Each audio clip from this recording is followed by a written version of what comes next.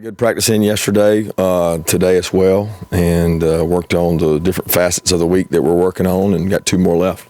So I'll open it up. Coach, from the standpoint of your team average and the identity you want to play with, how important is this first game on Saturday? Yeah, it's the first one, so it's kind of is what it is. I mean, I think that you always want to establish who you are and create that identity, and you do it through camp, really, and you do it through scrimmages, and you do it through practices and meetings, and I think they've begun to do that. They're starting to take on a personality. It's a unit, and both sides of the ball and special teams. But nobody in the country knows what they got till they go out there and play. And so many kids that haven't had to respond to the lights that it's going to be really fun to see some of these kids grow up and play. What's been your impression of transitioning from camp mode to Vanderbilt prep, and how pleased have you been with how you guys have taken on kind of that game prep? They've been good. They've really been locked in. I mean, I think, it's like everything. If you start on it too early, they get burnt out with it. And if you start on it too late, you wish you had gone earlier and gotten more prep. So, we're kind of, although it's a Tuesday, we're kind of like at a Wednesday, Thursday stage. And we still got 2 more practices to try to go back and change some things, tweak some things, and try to figure out what's going to work best. Coach, obviously your focus is on Vanderbilt and everything you do to win that game. How curious are you on the other side of things? You have 2 other quarterbacks that you sat in their living room and recruited them and asked them to come to Georgia compete, and they're going to start elsewhere. Are you curious just to see how those guys do somewhere else? Because, obviously you've got your guys. Yeah, I'm really focused on us. I mean, I don't think any coach in the country would tell you any different. There's just so much that we got to prepare for, and so many unknowns in our game. I mean, how's this kid going to play? How's that kid going to play? What's he going to adjust to? What are we going to have to do in special teams?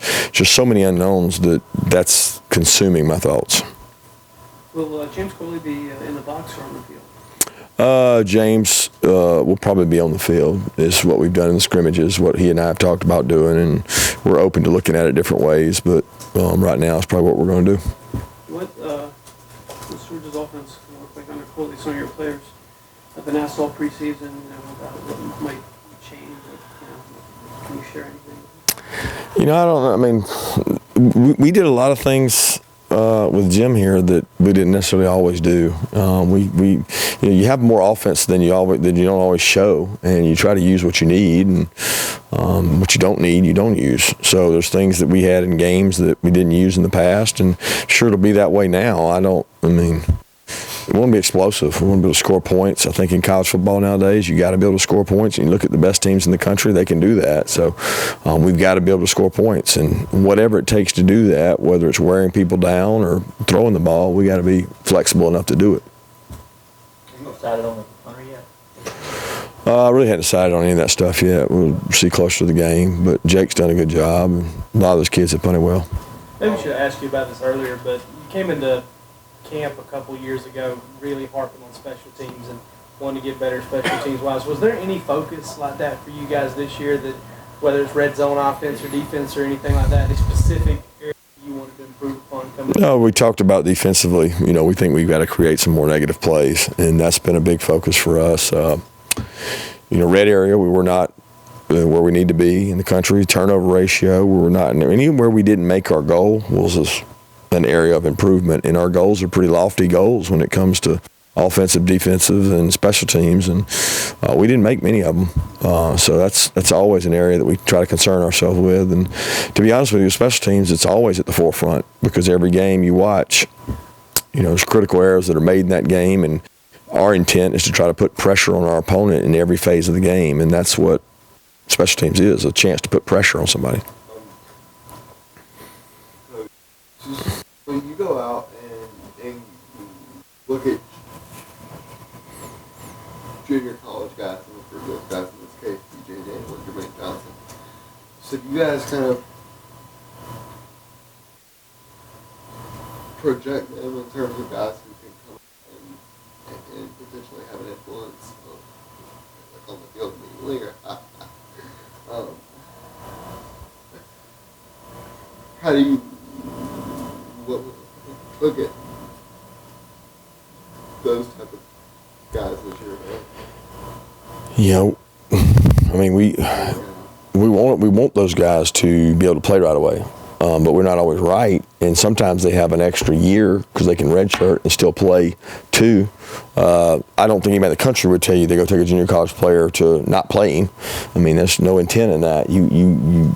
You're able to see what you're getting better because he goes against better quality competition, and also they can come work out at your camp.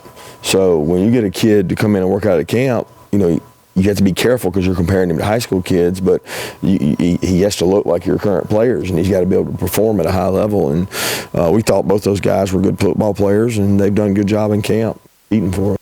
With DJ, how did those extra reps during the fall practice season sort of help him this fall in terms of getting adjusted to sort of that physical, fall football practice mentality? Yeah, I don't know that Bowl did. I mean, Bowl was probably overwhelming more than anything. I think spring practice was where he was able to really mature and learn and teach at a better pace. I mean, Bowl practice guys, we weren't out there trying to coach him. I mean, he wasn't able to play, so he got to rep and be on the scout team some, so we got to see him, cover really good wideouts. That was the good thing, but we didn't get to really develop him, but he developed during the spring. He's done a nice job, and DJ's still got ways to go too. I mean, DJ's a guy that's growing, and our system's not easy to just walk in and learn, and he's done a good job trying to really come grind and meet at it and meet with Coach Warren a lot. What kind of difference would Monty Rice have made if he was healthy down the stretch last year, and how much has he kind of taken that role as a leader? Yeah, he's smart. He's bright. He plays with toughness.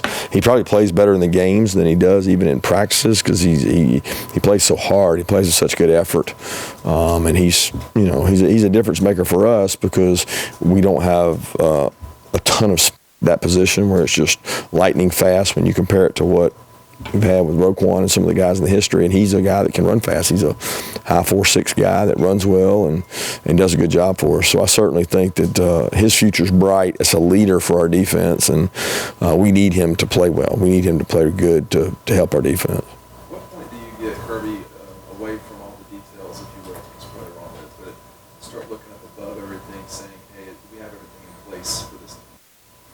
Yeah, that was probably even 3 or 4 days ago when we started on Vanderbilt, just making sure that we feel good about our ability to manage the clock, our ability to get the signals in, our ability to do the kicking game and do it in an efficient manner, our depth charts and kicking game. It doesn't stop ever. And it doesn't start anywhere because it's just on a continuum. But I certainly think the closer you get to a game, the more you heighten your awareness to it, especially as a head coach, because you're always trying to see everything. And sometimes you try to see too much, you don't see anything at all. So you got to be careful. A couple years ago, you guys had a scholarship open. Rodrigo got it. It was a really cool moment, that video and everything. By my count, and I may be wrong on this, I think you got a couple, and I wanted to know if you were going to give anybody, any of the walk-ons or any of the contributors from that area. Yeah, I don't really talk about the 85 numbers because a lot of times things aren't accurate out there. People don't understand when guys transfer, how it counts, grad transfers, initials, mid-years. A lot of information involved in that we just keep in-house. Brian Arian doesn't make much hype as the guys behind him, but what's he done? It seems like he's had a pretty strong camp, maybe kind of quietly in for a bigger role. Yeah, Brian, since he's been here, he practices and plays with unbelievable toughness and effort. Every cut-up we watch on special teams when we're doing drills, he's at the front of the line, he's competing, and he doesn't play on a lot of special teams, but he develops. He's that's part of his trade, is that he can go do those things. And then as a running back, he's picked up pressures this year better than he ever has. He's run really hard, tough yards, caught the ball well out of the backfield. But he's kind of always done that. He's just never been in the limelight. And I think this is a great opportunity for him, for a guy that's had a really good camp and run the ball tough. He's been kind of just waiting on his opportunity, and his opportunity is now. He's the kind of guy who kind of plays with a little bit of a chip on his shoulder. Well, he's tough. He's physical. I don't know that he feels like he's got a chip on his shoulder. I know he plays the game in a violent way when it comes to contact. He doesn't shy away from contact, and he seeks people out.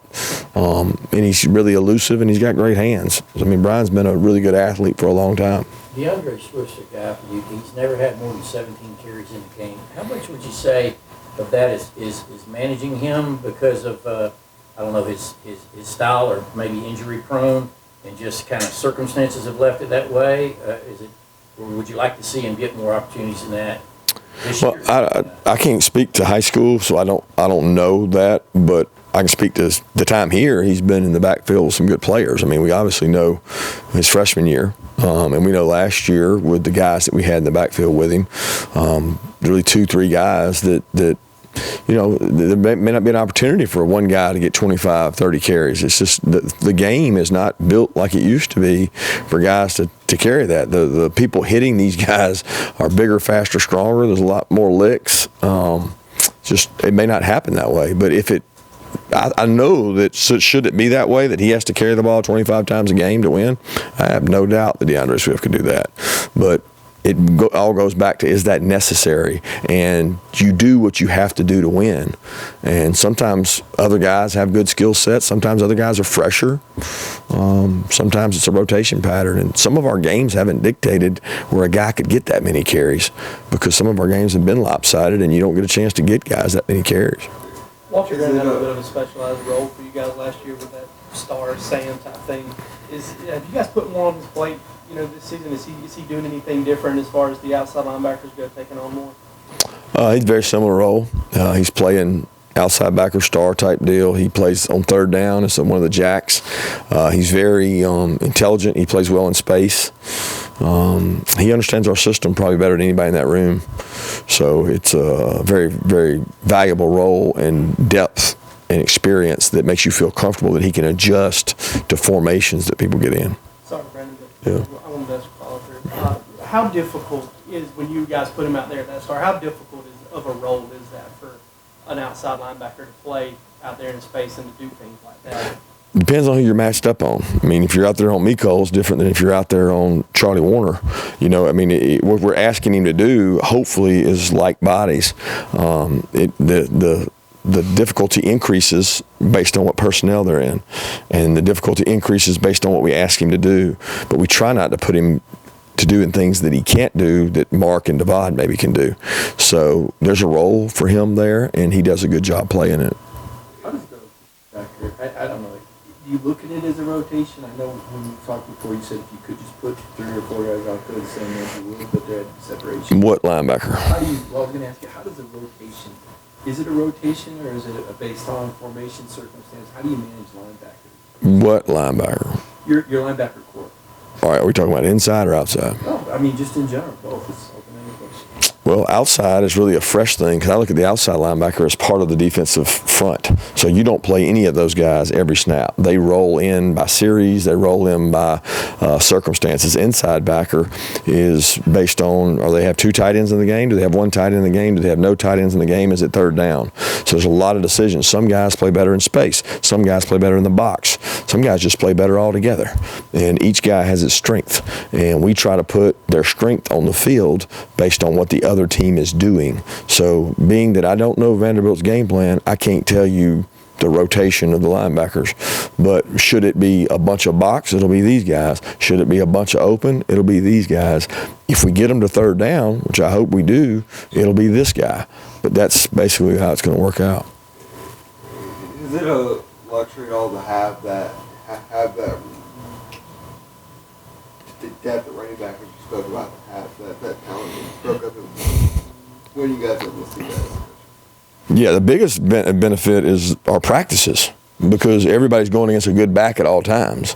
You know, when you got one good back, that's great and all, but you're not actually wanting to hit him. You're not actually wanting to practice against him because you're scared to death, and then your whole defense suffers. So I like to think if you got 5 or 6 good backs and you send a couple of them down to the defense for periods, your defensive players get to thud and play on good backs. So and plus your special teams take a huge jolt, because you got good football players playing on those. So there's a lot of advantages. You know, the tough thing is the management of it, because every back wants the ball. I mean, let's be honest. I mean, you guys want every guy to get 1,000 yards and 1,000 carries. I ain't got enough balls to go around and do that.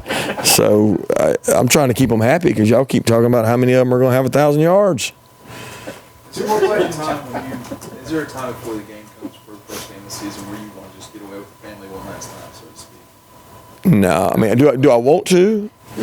I ask you, are you saying do I want to or will I? Well, Do I want to? Yeah, but I mean, there's not going to be a time between now and the game is that. that frustrating? Have you just grown to get used to that as a coach in this profession? Oh yeah, I mean, every coach in America, high school all the way down to any level, there's you sacrifice parts of your family now because I mean I spend countless hours in this building that I don't get to be with my kids and my family, but when I do, I got to be present. I've got to be quality time, and it's quality over quantity, and they understand those sacrifices. There's a lot of benefits that come with it too. Is it hard to turn off when you know, during the season at all? Oh yeah, it's hard to turn off in the season because you got recruiting, you got this. You're always thinking about what might happen in a game. What are you going to do next? I mean, yeah, it's definitely hard to turn off. If you don't, you got to be careful. You can burn yourself out and not get rest, and that's not good either. So you got to find a happy medium. And most of the time, it's really intense, stressful up to Thursday, and then I say when the hay's in the barn, you got to let it go, and you got to go play, and you got to rest a little bit, recover, so you can be sharp on game day. Kirby, I was going to say, yes, You're talking about DJ Daniel regarding Tyson Campbell. What kind of preseason has he had, and how tough is it going to be to decide on the starters back there? Well, I mean, they all three rotate. So I mean, everybody came up today making a big deal, but I mean, Eric Stokes has been with the twos just as much as DJ Daniel and just as much as Tyson Campbell. Those three guys have all rolled, and Tyreek Stevenson's done a good job. Amir Speed's had a good camp. So those five guys have really worked hard. They've grown. We're not really settled on who the starters are going to be when it comes to that because those guys will rotate and play. But we haven't decided who's going to be out there. I got to go look at this practice to figure some of that out because we don't have many more practices left to decide that. Thanks.